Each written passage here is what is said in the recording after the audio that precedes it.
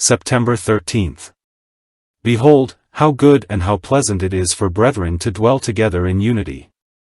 Psalm 133 verse 1.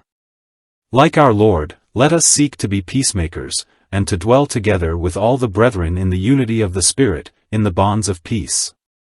Let our activities, our combativeness, etc., be engaged against the great enemy and all the works of sin, including those in our members, our own fallen flesh.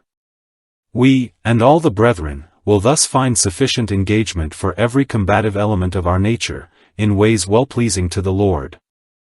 And employment for every lovable and helpful quality we possess, in building one another up, and doing good unto all men as we have opportunity, especially to the household of faith. The brethren here are not the natural but the spiritual brethren, as the next verse proves by showing them to be the antitype of Aaron. The unity here mentioned is the same as that for which our Lord prayed, that they all may be one, as the Father and the Son are one.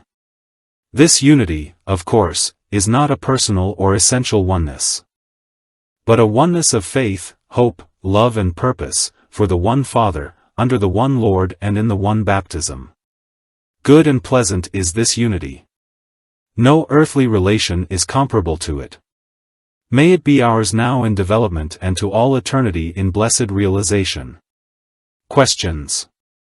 Have I experienced the truth of this text this week? How? Why? With what results?